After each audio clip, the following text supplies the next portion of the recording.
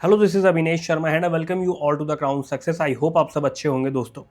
उत्तराखंड की GS special Uttarakhand के लिए हमने सीरीज स्टार्ट की हुई है। आज ये थर्ड लेक्चर है हमारा। पिछली दो वीडियो में मैं आपको दिखाता हूँ अपने, ये देखो, हमने पिछले लेक्चर्स में एक तो शासन प्रशासन से संबंधित कार्यपालिका, विधानमंडल और न्यायपालिका के बारे में कवर कर लिया था। आपको विजिबल हो रहा होगा ये, ठीक है दोस्तों। बाकी इससे पहले हमने राज्य के वाद्य ढोल यंत्र और राज्य तितली के बारे में, इसके अलावा राज्य पशु के बारे में और राज्य वृक्ष के बारे में, मतलब जो भी इंपॉर्टेंट था ना, राज्य पुष्प, राज्य पक्षी, इन सब के बारे में हमने कवर किया था। आज शासन प्रशासन का हमारा ये लास्ट लेक्चर है। इसके बाद में हम प्रॉपर हिस्ट्री से अपना उत्तराखंड स्टार्ट कर देंगे, ठीक है दोस्तों। आज के लेक्चर में हम न्यायपालिका, क्योंकि हमने विधानमंडल तक तो पढ़ लिया था, आज हम न्यायपालिका के बारे में पढ़ेंगे। चाहे आपका यूकेपीएससी पीसीएस हो, लोअर पीसीएस हो, लेक्चरार का स्क्रीनिंग वाला एग्जाम हो, सभी के लिए, या फॉरेस्ट वाला आपका एग्जाम होने वाला है, सभी एग्जाम्स को ध्यान में रखते हुए मैंने नोट्स प्रिपेयर करे हैं, ठीक है। चलिए जुडिशरी से स्टार्ट कर रहे हैं हम। बाकी हाँ, एक चीज़ और मैं यहाँ पर बता के चल रहा हूँ, ये वाली जो सीरीज़ है ना हमारा नोट्स प्लस क्लासेस, ठीक है, शाम को 6 बजे तक आपके पास वीडियो आई जाती है डेली बेसिस पर। आप इसको देख सकते हो वीडियो को, और अगर आप क्लासेस से नोट्स बनाना चाहते हो तो क्लासेस से बना सकते हो, वरना इस प्रोग्राम में हमारे बच्चे जो है ना एनरोल भी कर रहे हैं, ठीक है दोस्तों। इसमें आप लोग केवल एक व्हाट्सअप का नंबर मैंने डिस्क्रिप्शन में दिया हुआ है, 149 का पेमेंट करके आप इस प्रोग्राम में एनरोल हो सकते हो, जिसमें डेली क्लास के अकॉर्डिंग आपको नोट्स प्रोवाइड कर दिए जाएंगे। आप ये देखो, मैंने कितने बेहतरीन ढंग से, बिल्कुल सुसज्जित तरीके से माइंड मैप की फॉर्म में ये नोट्स प्रिपेयर किए हुए हैं। इनसे फ़ायदा ये हो जाता है कि रिवीजन करोगे, आसानी हो जाती है नोट्स में, ठीक है, याद रखने में आसानी हो जाती है। ये देखो प्रॉपर ना, मैंने इमेजेस का भी इस्तेमाल किया हुआ है, और माइंड मैप की फॉर्म जो है ना आपको सारी चीज़ों को आसान बना देती है। कहानी नुमा में थोड़ा बोरिंग हो जाता है, ये इससे क्या है कि रिवीजन के टाइम पे और पढ़ने में भी मज़ा आता है। आगे भी मैं इस तरीके के नोट्स के साथ साथ क्लासेस अपनी रन करता रहूँगा, बहुत मज़ा आ जाएगा पढ़ने में। और एक एक चीज़ मैं आपसे कह रहा हूँ, आपने क्लासेस ले ली, नोट्स को रिवाइज कर लिया, बार बार पढ़ लिया आपने, आपको कहीं से कोई बुक उठाने की ज़रूरत नहीं है। सब कुछ, चाहे परीक्षा वाणी हो, बीएस नेगी हो, सबका मिक्सचर मैं इसमें ला रहा हूँ, और एक एक चीज़ कनेक्टिविटी बना दूंगा माइंड मैप से। आपके दिमाग में चीज़ें जो है छपती चली जाएंगी दोस्तों। चीज़ों को बहुत ही आसान तरीके से मैं समझा दूंगा। देखो, न्यायपालिका से आज का हमारा लेक्चर हम शुरू करते हैं। न्यायपालिका की अगर हम बात करें दोस्तों, तो देखो, शासन का ये महत्वपूर्ण अंग है। इसका मेन कार्य है विधि की व्याख्या करना। ये विधायिका व कार्यपालिका पर वहां तक कंट्रोल स्थापित करती है जहां तक ये निकाय, विधान और संविधान से परे जाकर कार्य करने लगते हैं। कहने का मतलब है कि अगर ये रूल्स के अकॉर्डिंग काम नहीं करते हैं तो इन पर कंट्रोल जो है न्यायपालिका द्वारा किया जाता है। न्यायपालिका को नागरिकों के अधिकारों का रक्षक, संविधान का प्रहरी कहा जाता है। ये चीज समझ में आ गई आपको। अब देखो, वही वाली बात जो मैंने बोला कि न्यायपालिका नागरिकों के अधिकारों की रक्षा और विधायिका व कार्यपालिका पर कंट्रोल करती है। आर्टिकल 214 क्या कहता है कि प्रत्येक राज्य के लिए एक हाई कोर्ट होगा, यानी कि एक उच्च न्यायालय होगा। और 9 नवंबर उत्तराखंड की यदि हम बात करें तो 9 नवंबर 2000 को 20वां उच्च न्यायालय जो है ना हाई कोर्ट नैनीताल बना। ध्यान रखना एक एक चीज, 9 नवंबर 2000 को 20वां उच्च न्यायालय हाईकोर्ट नैनीताल बना, और बहुत ही सुंदर जगह है बना हुआ, पूरा अंदर से घूमा हुआ भी। जो स्टूडेंट्स कभी नहीं भी घूमे हैं ना, अगर तो कभी नैनीताल घूमने जाएंगे तो हाईकोर्ट जरूर घूमना, ठीक है, बहुत ही सुंदर बना हुआ है। चलिए, पहले मुख्य न्यायाधीश रहे हैं इसमें न्यायमूर्ति अशोक अभयंकर देसाई, और पहले रजिस्ट्रार रहे GSM रावत, ठीक है, इनका नाम रहा है GSM रावत। अब देखो, राज्य में शासन प्रशासन के लिए, उनके बेहतर संचालन के लिए लोक अदालतों का संचालन भी किया गया। फास्ट ट्रैक कोर्ट्स जो होती हैं, आपने कहीं सुना होगा फास्ट ट्रैक कोर्ट्स के बारे में, उनका भी यहाँ पर जो है ना क्रियान्वयन किया गया। फास्ट ट्रैक कोर्ट्स भी बनाई गई, लोक अदालतों का संचालन किया गया, और लोक अदालतों के संचालन के लिए उत्तराखंड कानूनी सहायता व परामर्श बोर्ड की स्थापना की गई, ठीक है, उत्तराखंड कानूनी सहायता व परामर्श बोर्ड, ठीक है। अब एक व्यक्ति हुए दोस्तों जिनका नाम है जगदीश सिंह खेहर। ये व्यक्ति जो हैं सिख समुदाय के पहले व्यक्ति हैं जो सुप्रीम कोर्ट के मुख्य न्यायाधीश बने। अब ये हम यहाँ क्यों पढ़ रहे हैं उत्तराखंड में, क्योंकि ये व्यक्ति जो है ना उत्तराखंड हाई कोर्ट के 7वें मुख्य न्यायाधीश भी रहे हैं, और जब सुप्रीम कोर्ट के मुख्य न्यायाधीश बने तो सुप्रीम कोर्ट के 44वें मुख्य न्यायाधीश बने जगदीश सिंह खेहर। ऐसे ही KM जोसेफ हैं एक व्यक्ति, वो उत्तराखंड हाई कोर्ट के 9वें मुख्य न्यायाधीश बने थे और इनका टाइम पीरियड क्या था, जिस समय उत्तराखंड में राष्ट्रपति शासन लगा था उस समय पे बने थे। पारसी समुदाय की यदि बात करें हम, तो पारसी समुदाय के पहले व्यक्ति हैं सरोज होमी, जो कि मुख्य न्यायाधीश रहे हैं और स्वतंत्र भारत में जन्मे सुप्रीम कोर्ट के प्रथम मुख्य न्यायाधीश ये रहे हैं। क्या नाम है इनका? सरोज होमी। ठीक है, इतनी बात समझ में आ गई होगी। चलिए, अब ये जो हाई कोर्ट की मैंने आपको इमेज दिखाई थी, ये देखो ये वाली जो इमेज है, इस भवन की यदि हम बात करें तो सवाल ये बनता कहाँ से क्या चीज़ें। देखो, फैक्चुअल तो मैं आपको पढ़ाता ही चल रहा हूँ, थोड़ा सा मैं आपको ना हिस्ट्री भी जब पढ़ाऊंगा थोड़ा डिटेल भी पढ़ाऊंगा मैं आपको, ताकि जो स्टूडेंट्स, मतलब कि मैं ये कहना चाह रहा हूँ कि आप लोग ठीक है लेक्चरर वाला एग्जाम, अपना 1 डे वाला एग्जाम तो कवर कर ही लोगे इससे, लेकिन जो स्टूडेंट्स PCS भी कवर करना चाहते हैं इससे, भाई उत्तराखंड का PCS है, लोअर PCS है, फॉरेस्ट वाला एग्जाम है, ताकि कनेक्टिविटी आपके दिमाग में बन जाए। अब आप देखना जो भी एग्जाम हो रहे हैं ना उत्तराखंड में दोस्तों, उत्तराखंड फैक्चुअल पूछता है, लेकिन चीज़ों का पैटर्न अब बढ़ता चला जा रहा है। कनिष्ठ सहायक वाला अभी एग्जाम हुआ है, उसमें भी पैटर्न इन्होंने जो है ना आयोग जैसे पेपर बनाता है उस तरीके से कर दिया है। तो भविष्य में आप उसी लेवल का पढ़ते चलो ताकि आपको निचले एग्जाम्स में कोई समस्या ना हो। ठीक है, तो वही कनेक्टिविटी बनाने की बात मैं आप लोगों से कर रहा हूँ। चीज़ें समझ जाओगे, आसान हो जाएंगी आपके लिए इस तरीके से पढ़ते रहोगे तो। अब देखो, हाई कोर्ट का जो भवन है वो उच्च न्यायालय करीब 100 साल पुराना है। ठीक है, इसका निर्माण क्या कराया गया था सर संटोनी मैकडोनल्ड ने। ठीक है, और इसको डिज़ाइन किया था स्टीवंस ने। कुछ टाइम के लिए इसमें एक ब्रांसडेल नाम का स्कूल भी चला इस भवन में। ठीक है, ये जो भवन है, कुछ समय के लिए इसमें एक ब्रांसडेल नाम का स्कूल चला। 1962 में यूपी गवर्नमेंट ने इसका यूज़ किया सचिवालय के रूप में। मतलब 2000 से पहले तो सब उत्तर प्रदेश ही था ना दोस्तों। RAF के अवकाश शिविर मुख्यालय के रूप में इसका यूज़ किया गया। अन्य सरकारी कार्यालयों में इसका इस्तेमाल हुआ। काफ़ी चीज़ें इसमें जो है हुई थी। ठीक है, अब देखो एक बात आती है,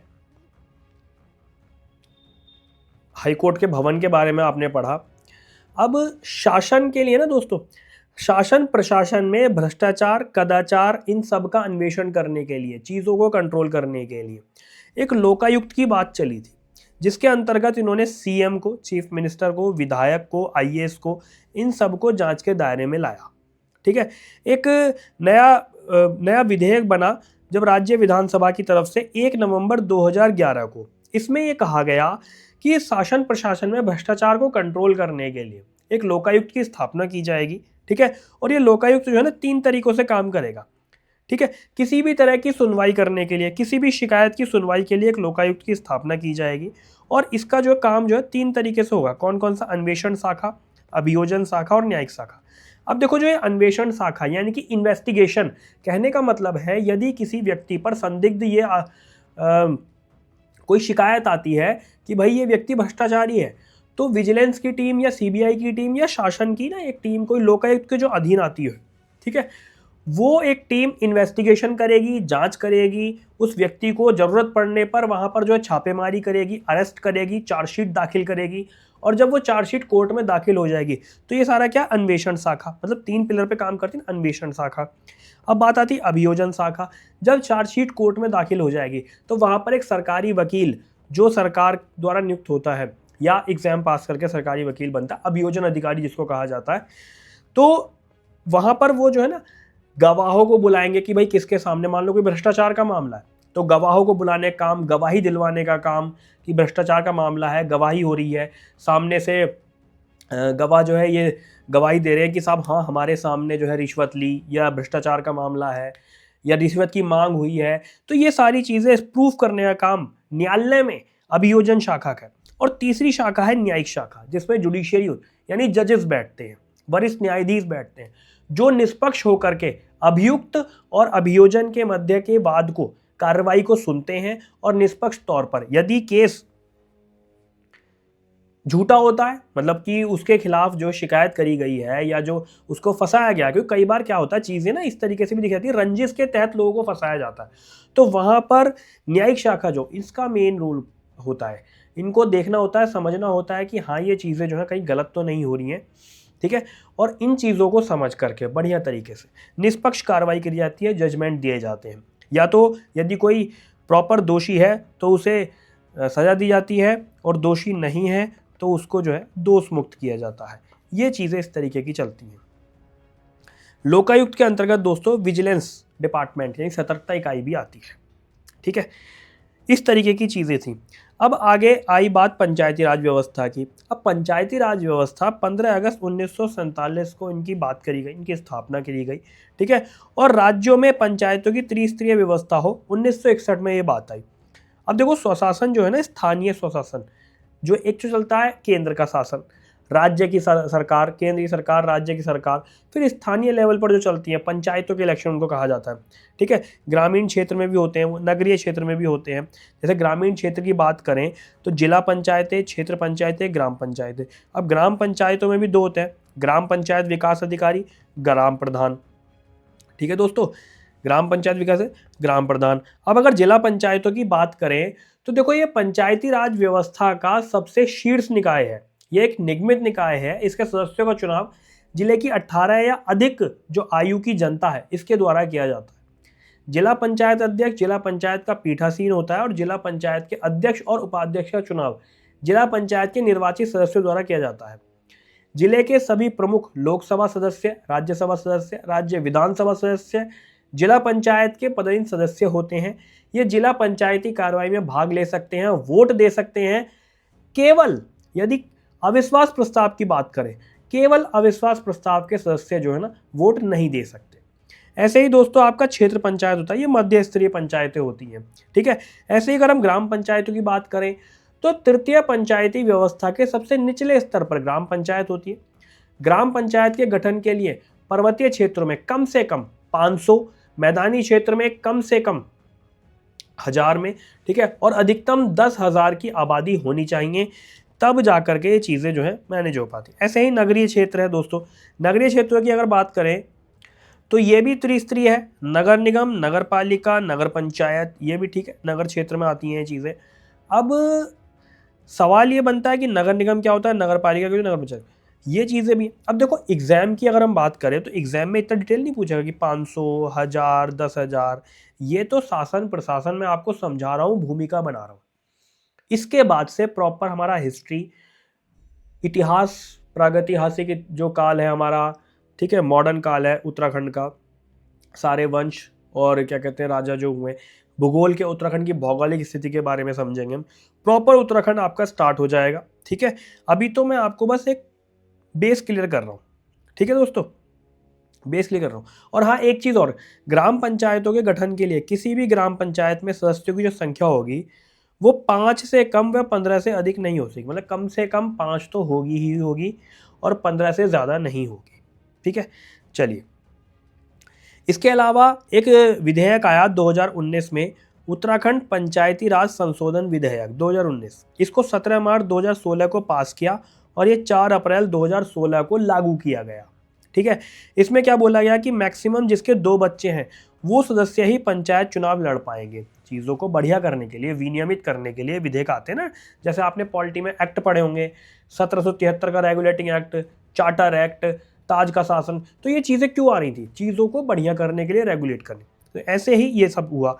इसमें योग्यता रखी गई 10वीं पास, महिला के लिए, एससी के लिए, एसटी के लिए योग्यता रखी गई 8वीं पास। अब बात आई थी पीछे नगर निगम की, तो एक मेन ओवरव्यू में आपको नगर निगम का देता हूँ। देखो नगर निगम में जो अध्यक्ष होता है उसको मेयर या महापौर कहा जाता है। अब नगर निगम बनेगा कैसे, पर्वतीय क्षेत्र की जनसंख्या यदि 90,000 से ज़्यादा है तो नगर निगम की घोषणा की जा सकती है, नगर निगम बनाया जा सकता है। मैदानी क्षेत्रों में यदि 1 लाख से ज़्यादा की जनसंख्या है तब जाकर नगर निगम बनाया जा सकता है। उत्तराखंड में वर्तमान में 9 नगर निगम है। कौन कौन से आपके, देहरादून, हरिद्वार, रुड़की, कोटद्वार, ऋषिकेश, हल्द्वानी, रुद्रपुर, काशीपुर और श्रीनगर। अब दोस्तों श्रीनगर जो है ना पूर्णतः पर्वतीय क्षेत्र में स्थापित है और 31 दिसंबर 2021 को ये बनाया गया, ठीक है, ये समझ में आ गया। सबसे पुरानी नगर पालिका परिषद जो है वो मसूरी में 1842 में घोषणा हुई। सबसे पुरानी नगर पालिका परिषद मसूरी है, 1842 में इसकी घोषणा हुई।